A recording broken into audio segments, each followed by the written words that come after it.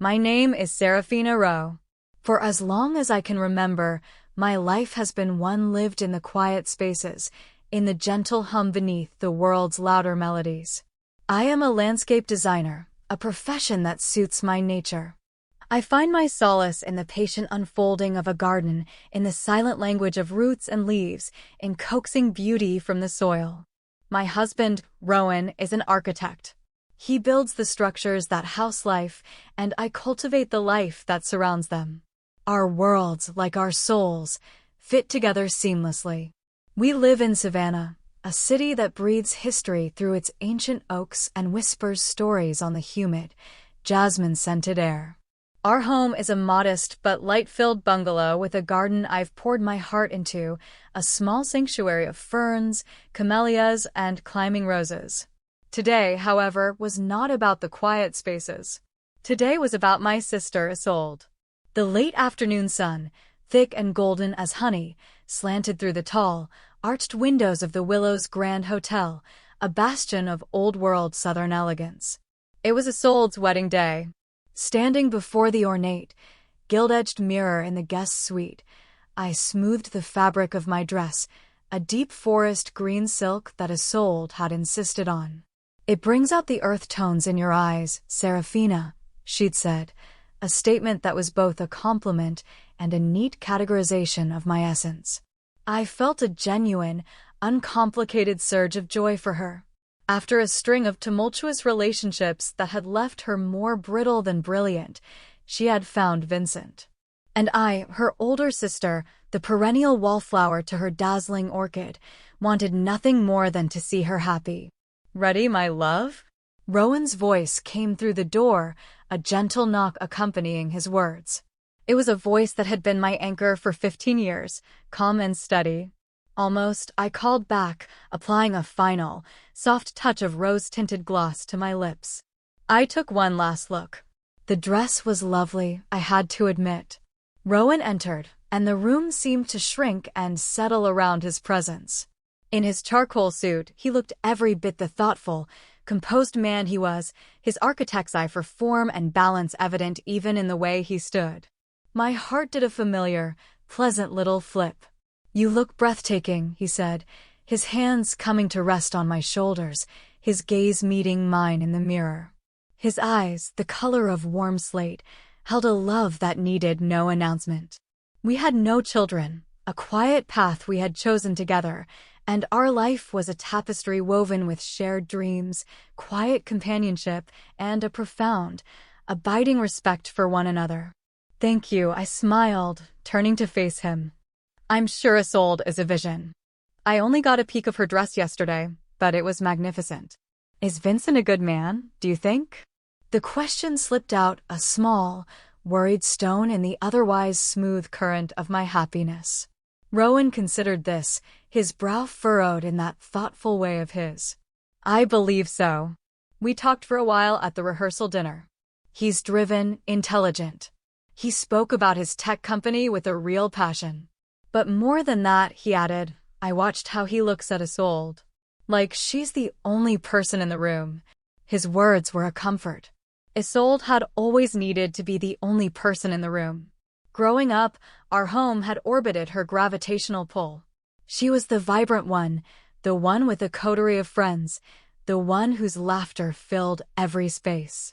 "Isolde has a spark," our father used to say, his voice filled with pride. "She draws people in." I was the quiet one, the bookish one. "Serafina is so dependable, so thoughtful," was my refrain. It wasn't unkind, but it was the language of foundations, not fireworks. Our father's passing 3 years ago had, for a time, bridged the gap between us. Standing vigil at his bedside, the old, petty rivalries of childhood seemed to dissolve in the sterile quiet of the hospital room. We were just 2 daughters losing their father, and in that shared grief, I thought we had found a new, more mature footing for our sisterhood. "I'm going to go check on her," I told Rowan. "Can you head down to the chapel and save us a seat?" "Of course. But try not to cry before the vows even start," he teased, his thumb brushing my cheek. "You'll smudge your perfect makeup." He knew me well. I was a crier, moved to tears by films, by poetry, by the simple, poignant beauty of a sunset. Today, I knew, would be a deluge. The corridor to the bridal suite was hushed, the thick carpet swallowing the sound of my footsteps. I could hear my mother's voice, slightly flustered, from within. "Serafina, darling, come in," she called as I knocked. I pushed the door open and my breath caught. Isolde was radiant, a creature of light and lace. Her dress was a masterpiece of embroidered silk, cascading around her in soft, opulent waves. It was dramatic and stunning, just like her. "Oh, Izzy," I whispered, my voice thick with emotion. "You're the most beautiful bride I've ever seen." She turned from the mirror, and her smile was brilliant, blinding. It was the smile of a woman who had just won the world. "Thank you, Sarah. You look lovely, too. That color is perfect on you." Our mother, Catherine, fussed with a stray curl at Isolde's temple, her own eyes shimmering. "Your father would be so proud," she murmured. "So very proud." For a moment, the three of us stood together, our hands linked, a small island of shared memory in the whirlwind of the day. The Chapel of the Willows was a symphony of white and green. Towering arrangements of white hydrangeas and eucalyptus flanked the altar, and the air was fragrant with their clean, earthy scent. Sunlight streamed through the stained glass windows, dappling the polished pews in jewel tones. I sat beside Rowan, my hands clasped around the program, my heart a fluttering bird in my chest.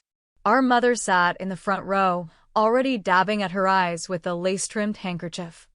I felt a pang of sadness for her, for the empty space beside her where our father should have been. The gentle strains of a string quartet began to play, and a hush fell over the assembled guests.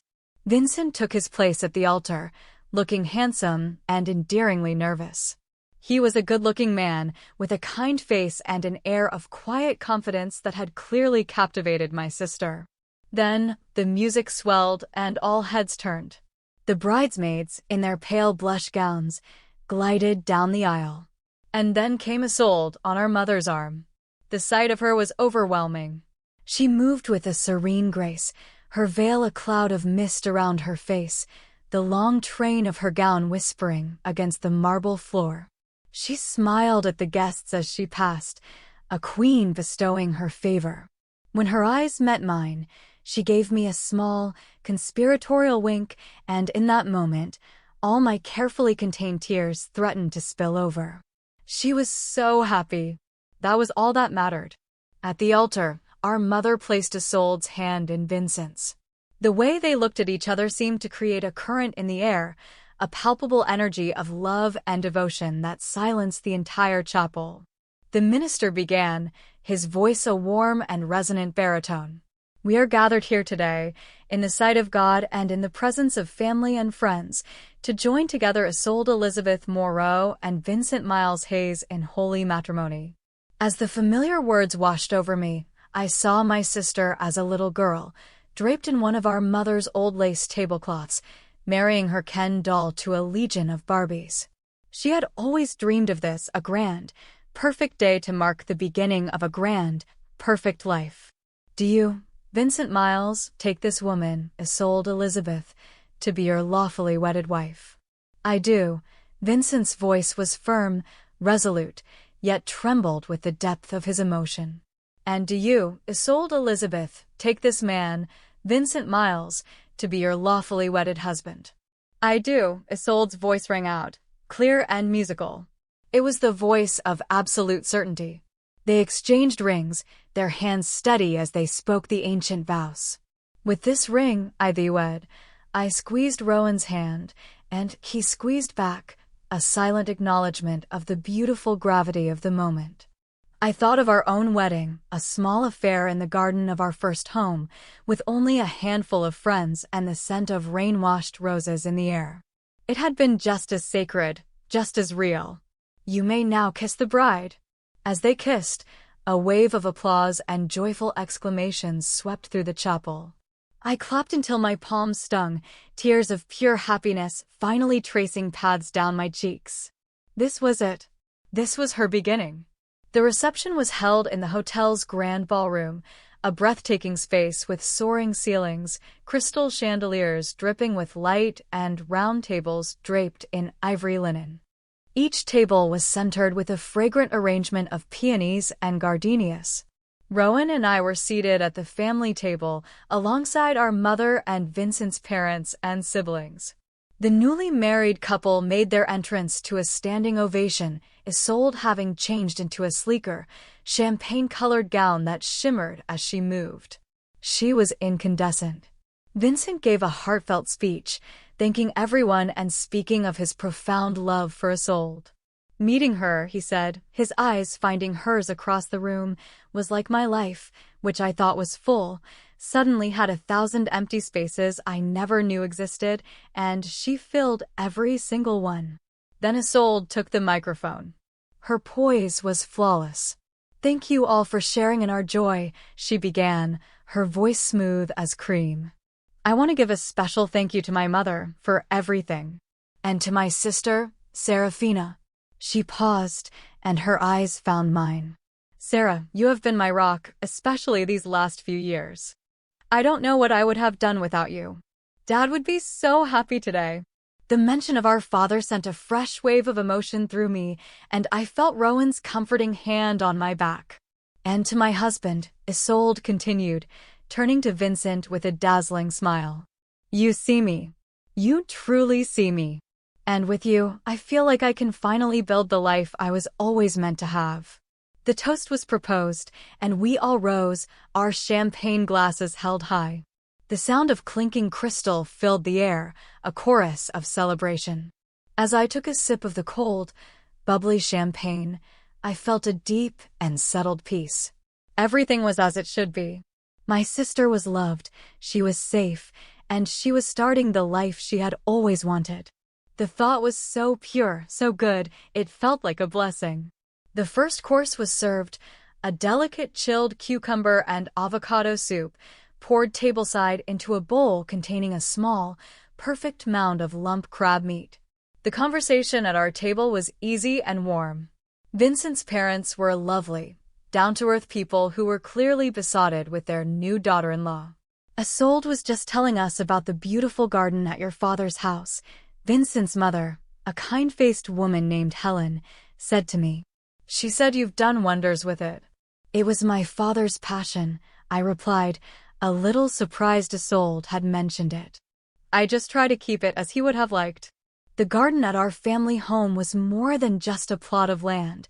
It was a living history of our father's love, a place where I felt his presence most keenly. "She said it's your true masterpiece," Helen added with a smile. I felt a flush of pleasure. Maybe Isolde did see me after all.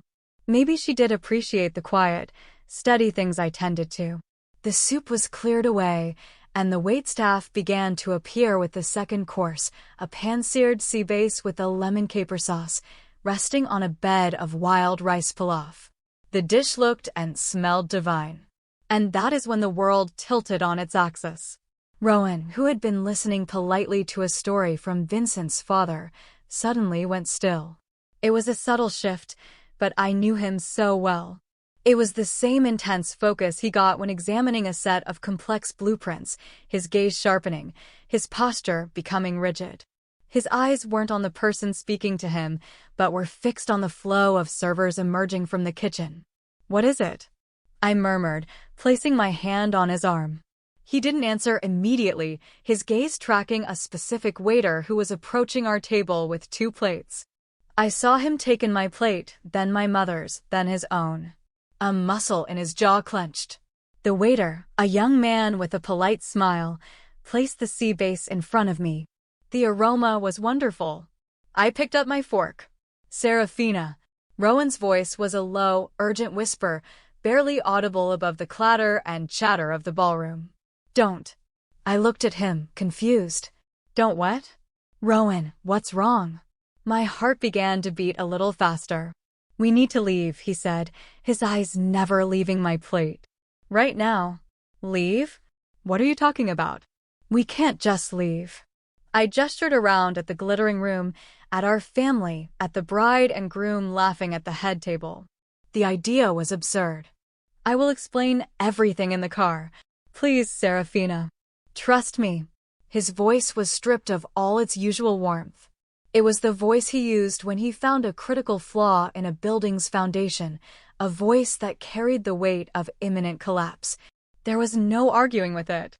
I looked at my mother, who was now engaged in an animated conversation with Helen.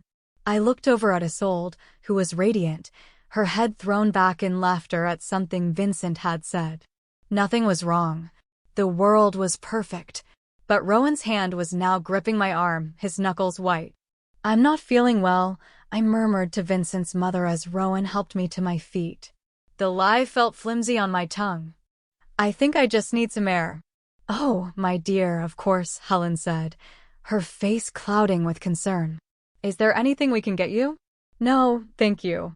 We'll just be a moment, Rowan said smoothly, his hand firm, guiding pressure on my lower back. As we walked away from the table, I felt a prickling sensation on my skin, the feeling of being watched. I risked a glance back toward the head table. Isolde was no longer laughing. She was watching us, her expression unreadable, her champagne flute held halfway to her lips. Then her eyes flicked away, back to her husband, and she smiled, but the smile didn't seem to reach her eyes. The walk through the opulent lobby felt surreal, a dreamlike journey from light into darkness. Rowan didn't speak a word until we were in the hushed, concrete quiet of the underground parking garage. He unlocked the car and held my door open, a return to his usual gallantry that felt jarring after the urgency of the past few minutes. Once inside, he started the engine, but didn't move. He leaned his head back against the seat and let out a long, shuddering breath. He looked at me, his face pale under the fluorescent lights, his eyes filled with a terrifying mix of relief and horror. You have a severe allergy to peanuts, Serafina, he stated, his voice flat. The abruptness of it threw me. Yes, of course. Rowan, what is this about? I was so careful. I spoke to the catering manager myself. Isolde knows. She's known since we were children. Rowan shook his head slowly. She knows, he agreed, his voice heavy. That's the point. He began to speak, carefully, methodically, like an architect laying out a damning structural report. Just before they brought out the fish, I saw Isolde get up. She didn't go to the ladies' room. She went over to the head waiter and spoke to him for a moment, very quietly. She pointed toward our table. Toward your seat. A cold dread began to seep into my bones, chilling me from the inside out. She was probably just making sure they remembered about the allergy, Rowan. She was being thoughtful. The words sounded hollow even to my own ears. No, he said, his voice quiet but absolute. The head waiter then went to the kitchen pass-through. I saw him speak to one of the chefs. The chef took a plate, your plate. I could see the table and seat number on the ticket, and he moved it slightly to the side. Then he took a small cruet, an oil dispenser, from below the counter. He drizzled something over the wild rice. It could have been anything, I whispered, my throat tight. Truffle oil. A finishing oil. It was in a plain, unlabeled cruet, kept separate from all the other garnishes, Rowan continued, his gaze intense. And as the chef turned, I saw him wipe his hands on a towel. But on the back of his hand, just for a second, I saw a smear of something. A dark, thick oil. Not the pale gold of olive oil. It looked like roasted peanut oil. The world swam. I couldn't breathe. It was a detail so small, so specific, so utterly damning. I thought of the time, years ago, when a restaurant had cross-contaminated my food. The sudden, terrifying constriction of my throat, the explosion of hives across my skin, the dizzying drop in blood pressure that had sent me to the emergency room, gasping for air. The doctor had been blunt. A few more minutes, he'd said, and we wouldn't have been able to intubate you. Anaphylaxis. A swift, silent, and brutal killer. No, I said, shaking my head, the single word of prayer against the monstrous reality taking shape in front of me. No. Why? Why would she? My voice broke. Rowan put the car in gear and pulled out of the parking garage, leaving the warm, glittering world of the wedding behind us. We drove in silence through the quiet, lamp-lit streets of Savannah. The ancient oaks, draped in their ghostly veils of Spanish moss, seemed to press in on us, their branches like skeletal fingers. He didn't take me home. He drove to Forsyth Park and pulled over near the fountain, its gentle splashing the only sound in the night. He turned off the engine, and the silence in the car became a heavy, suffocating blanket. He turned to me, his face a mask of sorrow. A few weeks ago, he began, I had to call Isolde to discuss some details about your father's estate. Just procedural things. We needed her signature on a document. I remember. You said it was all settled. It was. But something she said has been bothering me ever since. It was a strange question. She asked, completely out of the blue, what happens to Dad's estate if the primary beneficiary can't inherit? Primary beneficiary. The words hung in the air. I don't understand. I thought Dad split everything evenly. Rowan reached into the glove compartment and pulled out a folded sheaf of papers. It was a copy of our father's will. He didn't, Serafina, he said gently. He left Isolde a generous sum of money. Enough to set her up for life.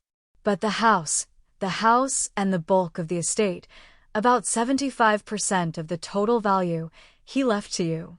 I stared at him, uncomprehending. But why? Because Rowan's voice was soft with a deep, aching sadness. You were the one who was there.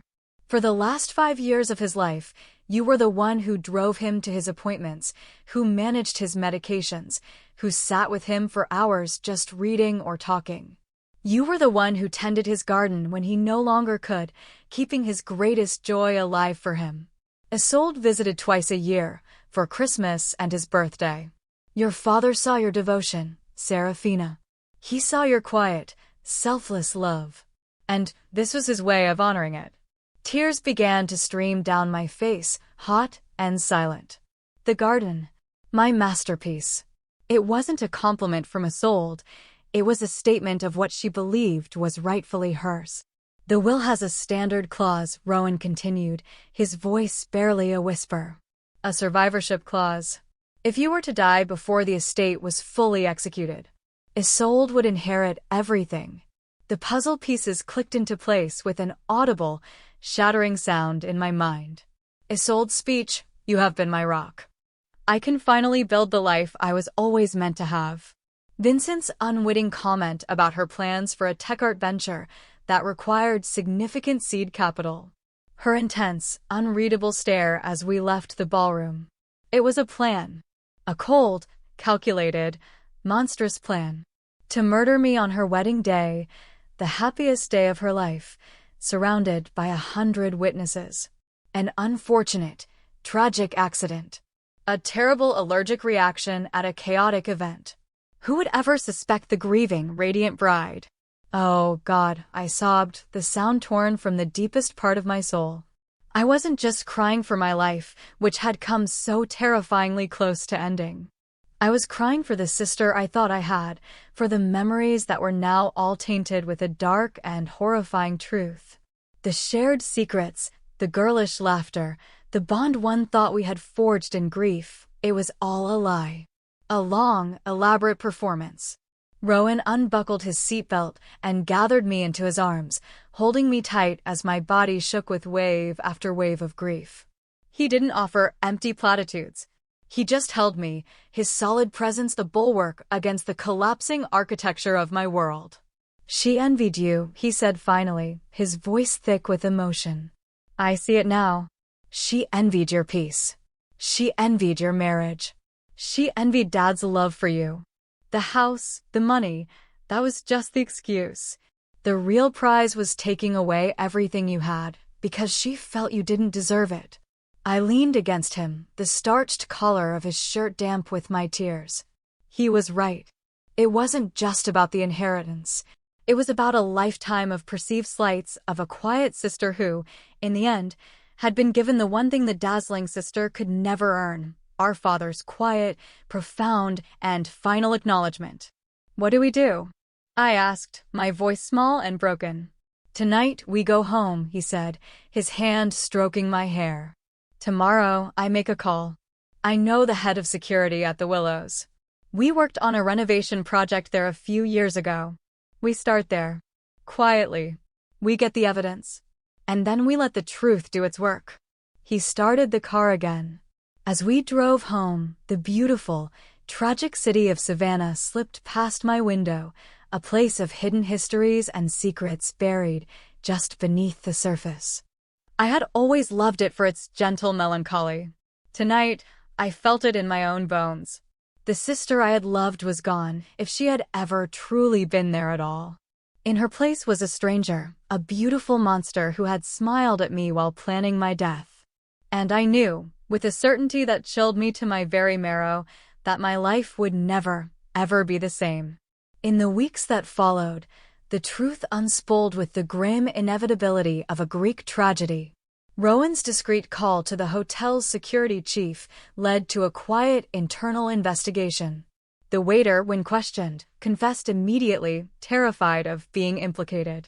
He confirmed that Ms. Moreau had told him her sister's allergy was a cry for attention and had paid him $5,000 in cash to teach her a lesson by adding a small amount of peanut oil to her dish, assuring him it was too little to cause real harm. The cruet was recovered.